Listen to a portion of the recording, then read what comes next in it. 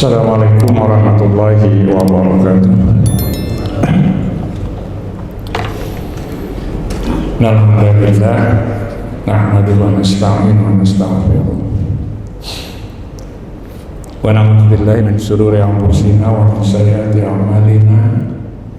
May yahdihillahu fala mudilla lahu wa may yudlil fala hadiya lahu. Asyhadu an la ilaha illallah wahdahu la syarika lahu wa asyhadu anna Muhammadan abduhu wa rasuluh. Allahumma shalli wa sallim wa barik ala Muhammad wa ala alihi wa sahbihi ajma'in ma ba'd. Bapak Ibu jamaah yang dimuliakan Allah, alhamdulillah, marilah kita kembali bersyukur kehadiran Allah Subhanahu wa taala. Kita bersyukur atas limpahan rahmat, karunia dan nikmat yang Allah berikan. Alhamdulillah, di subuh pagi hari ini kita masih mendapatkan begitu besarnya nikmat Allah. Oleh sebab itu maka kita sangat dianjurkan untuk memperbanyak bersyukur kepada Allah. Sebab salah satu misi iblis itu kan, setan itu, untuk menjadikan manusia ini tidak bersyukur kepada Allah atau kurang bersyukur kepada Allah. Sehingga ketika disebutkan dalam Al-Quran bagaimana iblis itu diusir oleh Allah dari surga, kemudian iblis bersumpah untuk menjadikan manusia ini tidak pandai bersyukur kepada Allah. Dan iblis katakan dalam Al-Quran itu kan, wala tazidu aktsarahum syakirin, dan engkau tidak akan mendapatkan, kata iblis kepada Allah, kebanyakan manusia itu bersyukur. Dia memang salah satu misi iblis itu kan ya, untuk menjadikan manusia tidak bersyukur kepada Allah Subhanahu wa taala. Nah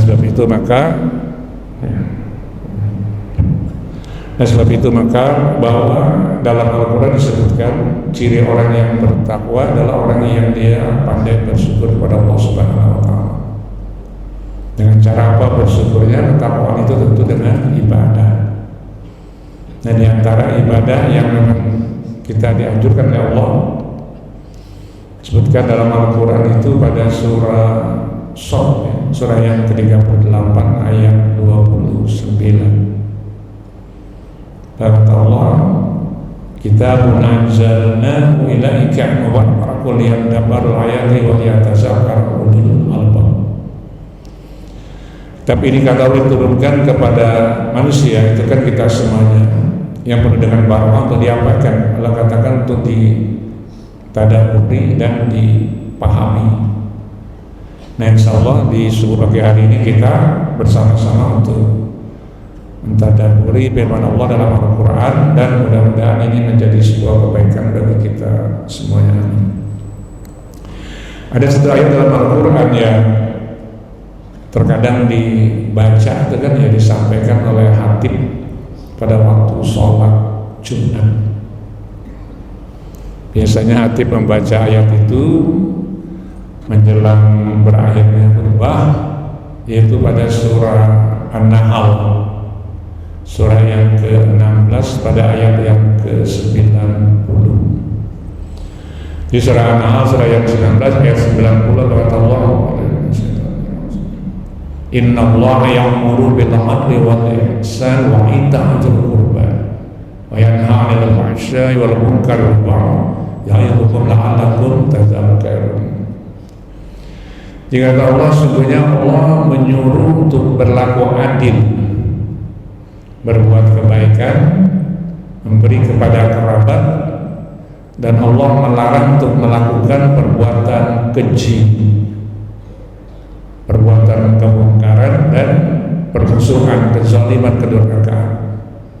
Jadi dalam itu Allah katakan ada 3 perintah, ada 3 larangan. Nah dengan coba kita memahami ayat ini, mudah-mudahan ketika ayat itu dibacakan oleh khatib dalam khutbah Jumat, maka kita paling kadang orang banyak itu ada sedikit paham itu. Apa sebenarnya dengan ayat itu yang Allah inginkan? Nah, yang pertama adalah innallaha ya'muru bil 'adli. Sesungguhnya Allah menyuruh untuk berlaku adil. Itu terkadang kita pahami adil itu kan kita hanya kepada sesama manusia. Yang muncul di pikiran kita, di benak kita, agar kita berlaku adil itu kepada sesama manusia. Tapi ketika dipahami lebih jauh tentang ayat itu, maka ketika perintah adil itu Allah katakan adalah itu secara holistik, menyeluruh, secara komprehensif. Bahasa agama itu secara kapah, itu tidak setengah-setengah, tidak parsial, tidak sebagian. Nah, perintah Allah innallaha ya'muru bil 'adli, maka tidak hanya sebatas kita berlaku adil kepada manusia, tapi yang lebih lagi adalah bagaimana kita berlaku adil itu kepada Allah. Jadi ada adil dalam dimensi ketuhanan vertikal kepada Allah, ada berlaku adil dalam dimensi kemanusiaan sesama manusia horizontal, dan ada berlaku adil itu, berbuat adil itu dalam dimensi personal, itu pada diri kita sendiri. Islam mengajarkan tiga-tiganya. Jadi semua aspek dimensi dalam keadilan itu dikerjakan. Berlaku adil kepada Allah vertikalnya, berlaku adil kepada sesama manusia horizontalnya, berlaku adil kepada diri sendiri personalnya kita. Nah, ini dilakukan. Nah, kita lalu pahami seperti apa adil itu. Maka ada dua penjelasan. Pertama, adil itu adalah memberikan menurut haknya, sesuai haknya, itu adil. Contoh misalnya ketika kita berlaku adil kepada Allah, maka kita berikan hak Allah itu seperti apa, kita tunaikan hak Allah itu seperti apa hak Allah untuk diibadahi, untuk disembah. Maka Allah muncullah kita keinginan untuk selalu beribadah kepada Allah. Itulah bentuk keadilan kita kepada Allah. Kita kalau ingin membuat Allah itu satu-satunya zat yang diibadahi, yang disembah, tidak ada zat yang lain kecuali Allah untuk diibadahi, disembah. Ini perlakuan adil kita kepada Allah Subhanahu wa taala. Nah, ketika kita menunaikan kewajiban kita, ya, beribadah pada Allah, hak Allah kita tunaikan, maka Allah pun akan memberikan hak kita. Allah berkewajiban untuk memberikan hak kita. Apa hak kita? Allah berikan pahala dari apa yang kita kerjakan. Sebaliknya ketika kita berbuat maksiat kepada Allah, tidak tunaikan hak Allah, maka Allah juga berkewajiban untuk memberikan dosa kepada manusia. Jadi memberi sesuai haknya. Contoh misalnya dalam kehidupan sehari-hari, kita punya anak 3 misalnya kan ya, 1 SMA, 1 SD, 1 SMP, 1 SD misalnya. Orang tua yang dia berlaku adil kepada anaknya, memberikan sesuai haknya, maka tidak diberikan yang sama. Meskipun pemahaman adil itu sama, tapi ketika anak SMA 50.000 uang jajan, anak SMP 50.000, anak SD 50.000, kan kurang adil. Jadi memperlakukan sesuai dengan haknya itu disebut dengan keadilan. Nah, yang kedua disebut juga keadilan itu adalah orang yang dia meletakkan sesuai pada tempatnya. Allah berjanji bahwa kalau kalian kata Allah beribadah, tunaikan hak Allah, kewajiban kalian kerjakan, Allah berikan pahala, maka tempat Allah di surga, tidak di tempat yang lain. Nah, sama ketika orang berbuat maksiat, dosa, Allah juga berjanji akan menempatkan manusia di neraka. Jadi Allah akan tempatkan sesuai dengan tempatnya dari apa yang kita lakukan. Nah, sama misalnya dalam kehidupan sehari-hari itu kita bisa pahami. Kalau di hulu sungai itu kan biasanya kalau subuh itu kan ya, atau di mana di Banjar juga kadang ada itu kan. Kalau misalnya habis sholat subuh itu kan duduk di warung itu kan kadang-kadang mau ngopi, teh panas, wadai untuk gitu, panas gitu. Misalnya tidak jarang orang lalu duduk di warung itu angkat batis ke atas, duduk di bangku tuh. Dengan dudukan di warung di sungai kita misalkan ya. Lalu yang ada adilnya lagi, kopiah dilepas, ada kan dilentuh. Nah, itu kan. Apa adil itu kan ya? Kan tidak. Nah, sama ketika dulu pernahkah kita dulu sempat banyak itu anak-anak perempuan itu kalau pakai gelang itu dipakai di kaki. Yang sebenarnya bukan di sana tempatnya. Jadi meletakkan suatu sesuai pada tempatnya dan Allah berjanji. Kalian kata Allah kalau kalian beribadah, hak kalian pahala, tempatmu di mana? Di surga. Nah sebaliknya sama kalau orang Allah berbuat dosa maksiat, Allah berjanji apa? Dosa kata Allah, tempatnya di mana? Neraka. Hanya ketika Allah katakan dalam ayat yang sangat sempurna itu adalah kita diajarkan kata Allah wattaqu yawman turja'una fihi ilallah summa tuwaffa kullu nafsin ma kasabat wa hum la yudhlamun. Surah Al-Baqarah surah yang kedua ayat 281. Dikata Allah wattaqu yawman turja'una fihi ilallah. Memang makna harfiahnya adalah bertakwalah kepada Allah, takutlah kepada Allah dengan hari kembalimu kepada Allah yauman turja'un. Tapi sebagian ulama mengatakan wattaqu yauman turja'una ilallah adalah persiapkanlah bekalmu untuk kembali kepada Allah. Nah orang yang persiapkan dirinya dengan bekal yang Allah inginkan pahala tentunya dengan amal soleh, iman, ketakwaan, Allah katakan tidak akan pernah dizalimi sedikit pun nanti di akhirat. Summa tuwaffa kullu nafsin ma kasabat wa hum la yudhlamun. Dia kata Allah tidak akan diberikan balas sesuai dengan apa yang kalian kerjakan, tidak akan dizalimi. Nah ini adilnya Allah. Nah kita juga berupaya tuh kan ya, berlakukan sesuatu sesuai pada tempatnya, letakkan sesuatu pada tempatnya, namun berlaku adillah kepada Allah, dan itu yang dituntut dalam Islam. Makanya harus secara menyeluruh. Dan itu tujuannya adalah untuk mengikuti perintah Allah. Untuk apa? Ketika Allah katakan dalam ayat yang pernah disampaikan pada surah Al-Baqarah surah yang kedua ayat 208 itu kata Allah tegaskan ya ayyuhalladzina amanu dkhulu fis-silmi kaffah wa la tattabi'u khutuwati syaitan innahu lakum aduwwun mubin. Ya kalau orang-orang yang beriman masuklah ke dalam Islam itu secara kampah, secara menyeluruh, dan jangan ikuti langkah setan, perilaku setan. Nah jadi memang ada jalan yang kata as-siratal mustaqim, jalan yang lurus. Karena ada siratal mustaqim fattabi'uhu wa la tattabi'us subula fatafarraqa bikum an sabili dzalika wasaqum la'allakum tattaqun. Jadi ada wa anna hadza siratal mustaqim, ini jalanku yang lurus, fattabi'u, ikutilah. Nah orang yang mengikuti jalan Allah dia berlaku adil dengan apa? Perintah Allah dia kerjakan. Jangan ambil jalan yang lain. Nah itu yang pertama. Bapak Ibu yang dimuliakan Allah, yang kedua kita diajarkan juga untuk berlaku adil itu sesama manusia, dan itu sering kita lakukan, diperintahkan. Tadi sudah disampaikan, berikanlah hak manusia sesuai dengan apa yang menjadi haknya. Jangan kita menzalimi manusia. Tempatkan sesuatu pada tempatnya, jangan meletakkan manusia pada tempat yang salah. Nah ini kan perilaku sehari-hari yang bisa kita pahami.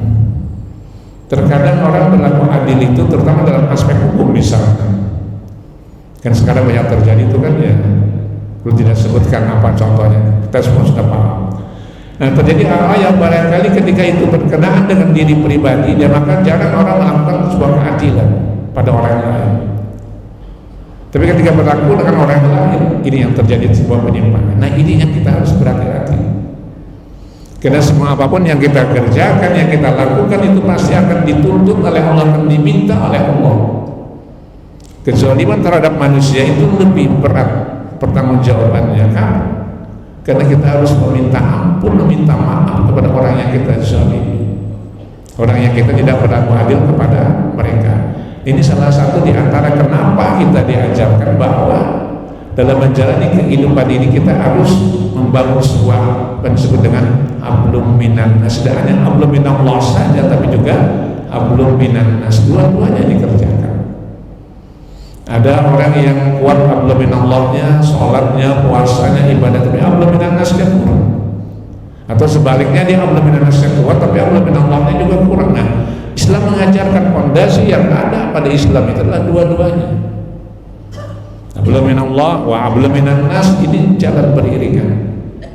Dulu pernah lu sampaikan kan cerita Buya Hamka itu ketika ditanya oleh seorang jamaah, Buya, yang mana yang lebih baik? Pak Haji yang rajin sholat tidak baik dengan tetangganya, atau orang yang sedang membantu orang lain tapi tidak sholat? Nah, jawaban Buya Hamka kan luar biasa.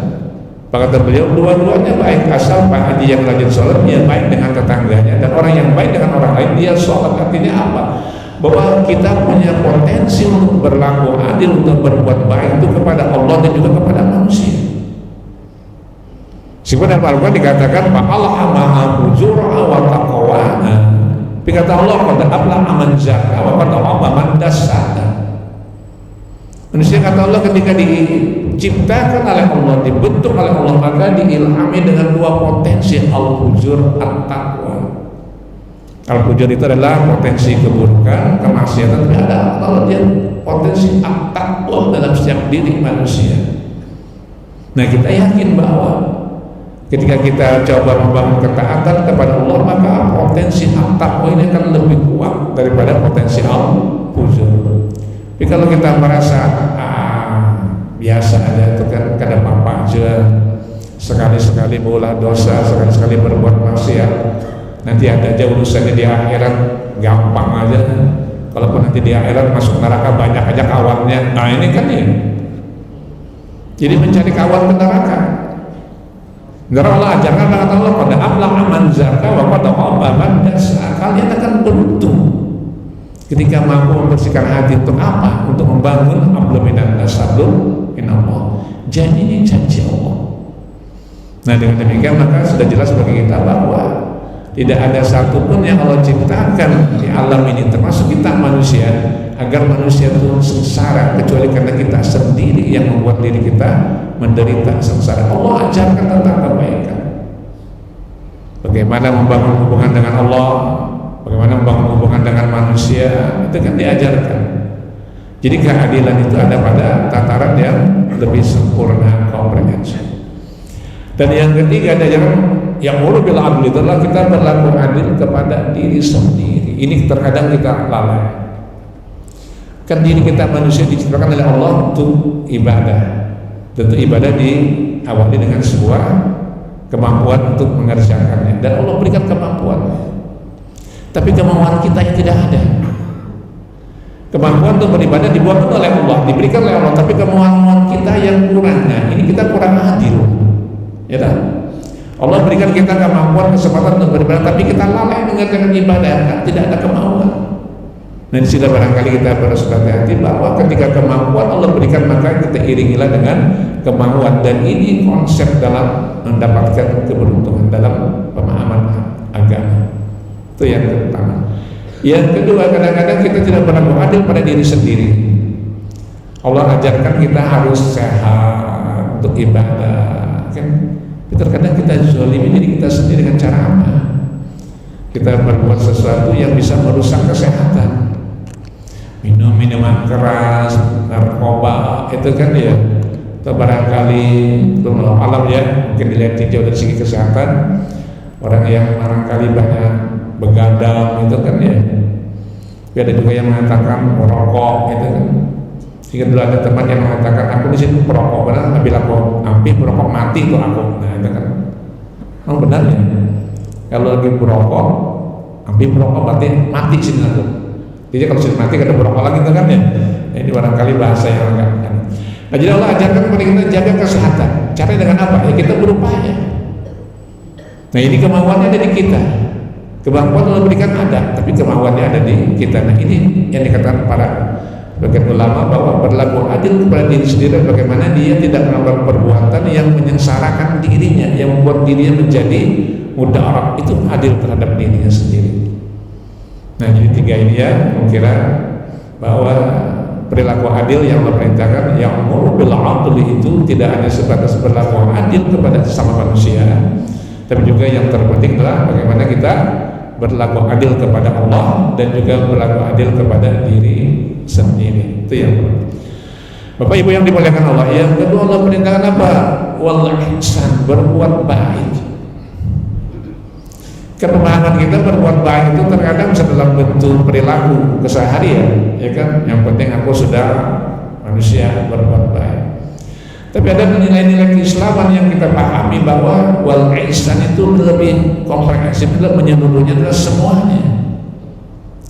Dia berbuat baik tidak hanya kepada manusia, tapi kepada Allah lebih, tapi juga berbuat baik kepada lingkungannya, alamnya, sekitarnya. Apa misalnya? Makhluk ciptaan Allah yang lainnya. Kenapa kita diajarkan? Itu memang perintah agama. Bahwa apapun yang Allah ciptakan di alam ini, makhluk yang Allah ciptakan, maka kita berupaya untuk berbuat baik kepada siapapun juga. Terkadang kita kalau melihat hewan itu kan ya, misalnya kucing gitu kan, ini kucing makan iwak, lalu kita menyumpahi dasar kucing ini ya, karena kucing itu kan ya, apalagi kan, lalu barangkali disiksa segala macam. Nah ini terhati. Maka kenapa dikatakan ablum minallah, ablum minan nas, ablum minallah alam satunya. Jadi ada ablum minallah, ablum minan nas, ablum minallah alam. Jadi menjaga kelestarian alam. Ini satu di antara perbuatan baik yang Allah suka. Jangan dirusak, jangan kita kotori, jangan kita berbuat sesuatu yang bisa menyebabkan sengsara. Dan sekarang kita lihat itu kan ya, misalnya bencana tahunan yang terjadi, selalu orang menyalahkan ini fenomena alam. Fenomena alam terjadi karena perbuatan manusia juga ada di dalamnya. Banjir itu kan ya, selalu orang mengatakan oh ini kan fenomena alam, air pasang air laut naik pasang sehingga terjadi banjir. Dulu bahkan ada peristiwa yang luar biasa lucunya ya, ketika banjir di sungai dulu kan dikatakan oleh seorang menteri kita bahwa itu karena air pasang naik ke gunung lalu turun lagi. Wah ini kan aneh banget. Jadi pemahaman seperti ini dari mana kita berpikir? Kan tidak mungkin. Tapi saking mau manusia agar yakin dengan perkataannya, lalu dia mengatakan sesuatu tidak sesuai dengan apa yang dalam kaidah ilmiah itu kan. Nah ini barangkali satu hal kita harus belajar. Jadi berbuat baik itu semuanya, sehingga konsep-konsep kebaikan yang Allah ajarkan ada yang dalam bentuk perintah, dalam bentuk larangan, dalam bentuk peringatan, dalam bentuk petunjuk Allah. Termasuk juga pelajaran yang Allah ajarkan berbuat baik adalah melalui cerita Al-Quran. Kan tidak mungkin Allah buat cerita dalam Al-Quran kalau tidak inginkan kita ini untuk mencontoh, meneladani kebaikan-kebaikan yang diajarkan Allah melalui cerita itu. Apa misalnya contohnya? Cerita Maryam itu kan ya, Maryam itu kan begitu terjadi kita diberitahu oleh malaikat bahwa dia akan mengandung seorang anak. Malaikat mengatakan, Maryam terkejut itu. Bagaimana aku bisa mengandung punya anak? Aku tidak pernah punya suami. Jangan punya suami di situ laki-laki pun belum pernah. Apa yang dilakukan Maryam berbuat baiknya? Dia menjaga kehormatan dirinya. Dalam abadikan dalam Al-Quran. Cerita Maryam itu. Artinya apa? Bahwa ketika orang mampu menjaga dirinya untuk tidak berbuat maksiat, itulah ihsan yang sempurna. Dia bukan sekedar melakukan perbuatan baik, ya, tapi menjaga diri untuk tidak berbuat maksiat. Itu juga dipahami sebagai sebuah perbuatan yang dikatakan ihsan yang sempurna. Nah ini, ya, beda barangkali dulu pernah berdialog dengan seorang teman tentang cerita Maryam itu. Lalu ada teman yang mengatakan bahwa beda dengan sekarang. Sekarang kali banyak wanita, anak perempuan yang mempertontonkan auratnya. Alhamdulillah sekarang kan sudah banyak pakai jilbab kan, dulu barangkali lebih bahaya itu. Mempertontonkan auratnya sehingga dia mengatakan ada wanita yang berjalan, ayo dong godain kita dong, minta digoda itu kan ya. Itu cerita awal ya. Nah jadi ini yang terjadi.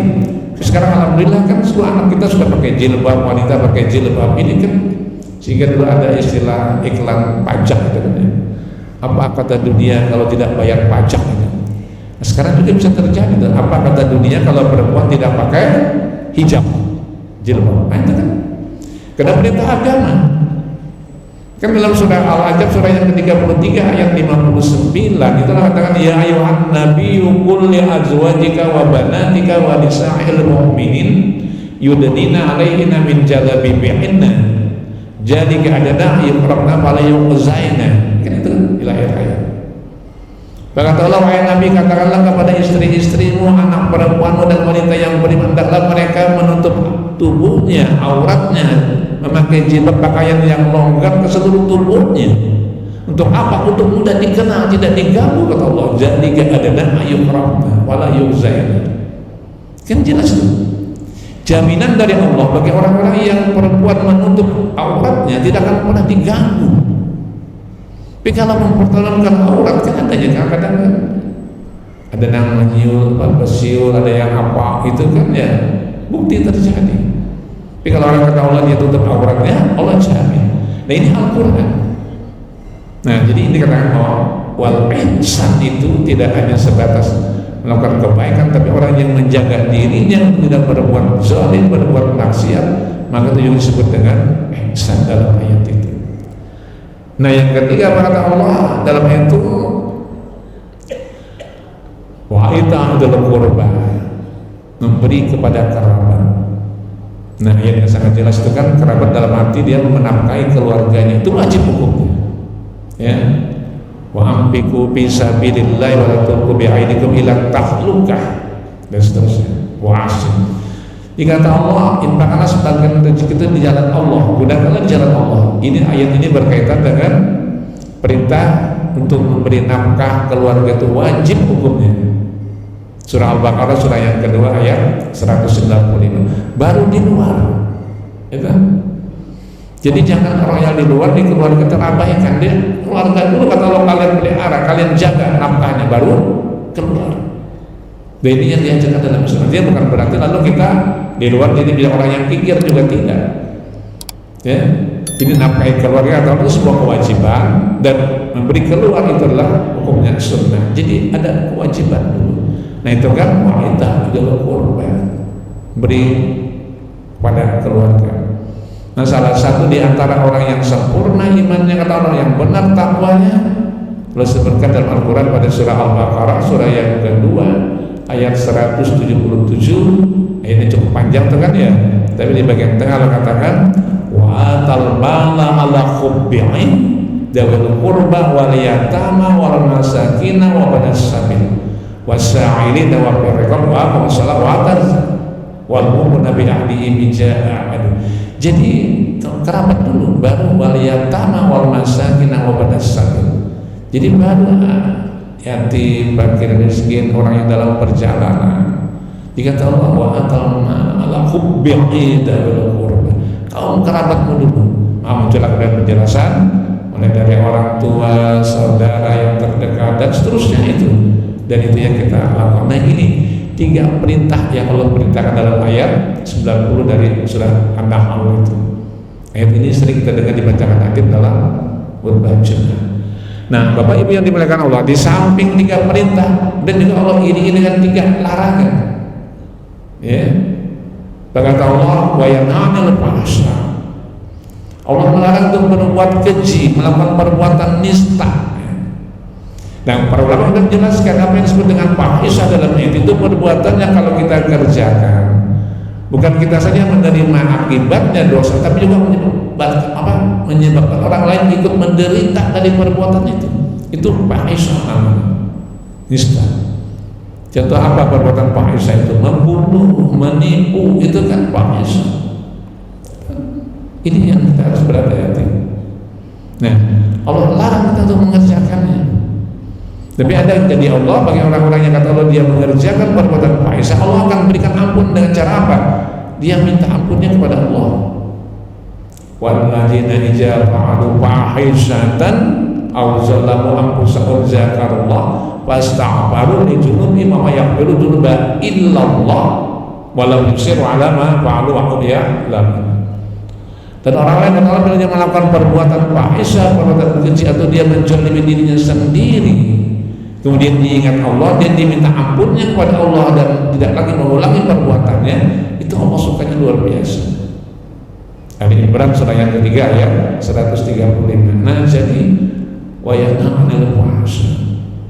Nah yang berikutnya wal munkar, juga dilarang untuk melakukan perbuatan kemungkaran, jadi kenistaan kemungkaran. Dan ini kita harus berhati-hati. Perbuatan mungkar itu bermacam-macam itu kan ya.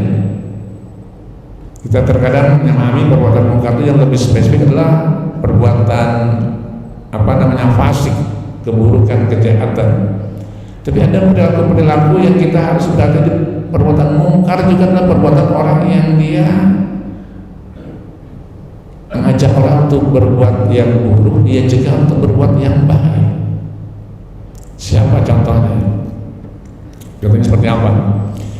Karena Al-Quran begini, dalam surah At-Taubah, surah yang ke-9 ayat 67 kan ya.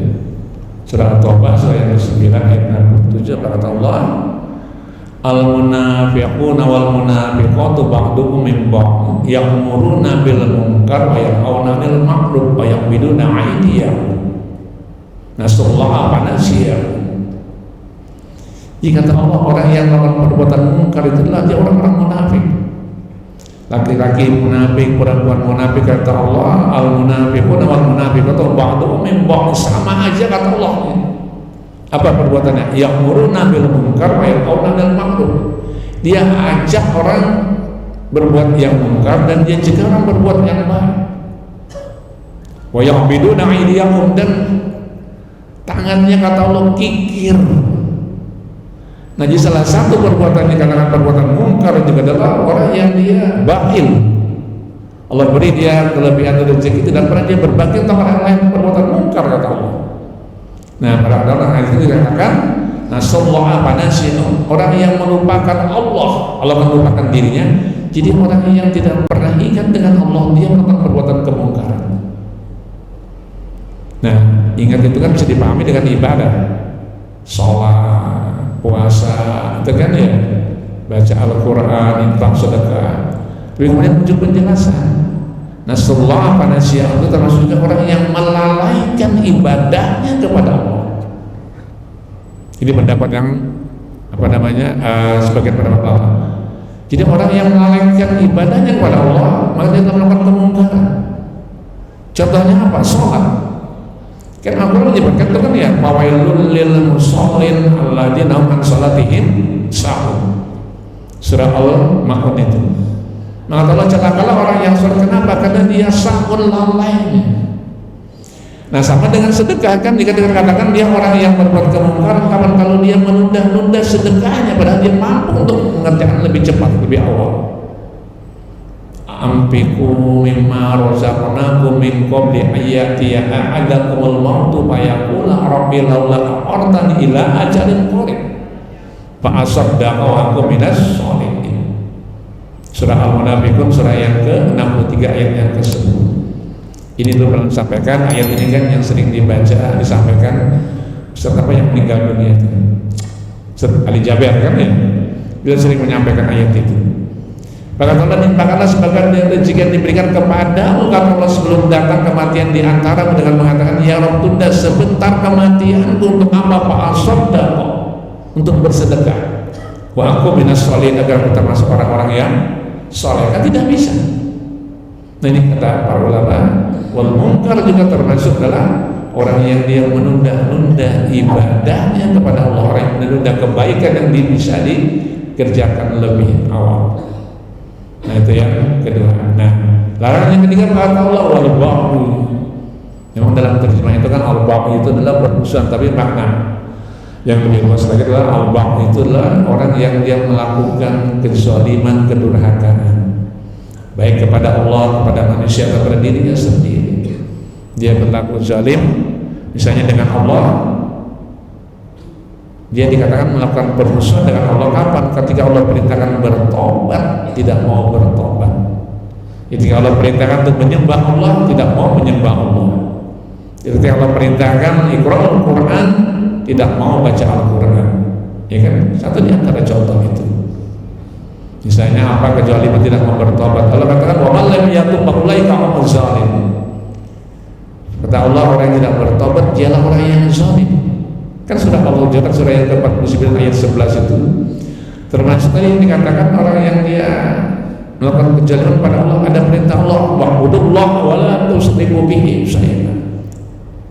Sembahlah Allah, beribadah Allah, dan jangan sekutukan Allah dengan apapun juga. Kan surah An-Nisa kan surah yang keempat ayat 36 itu.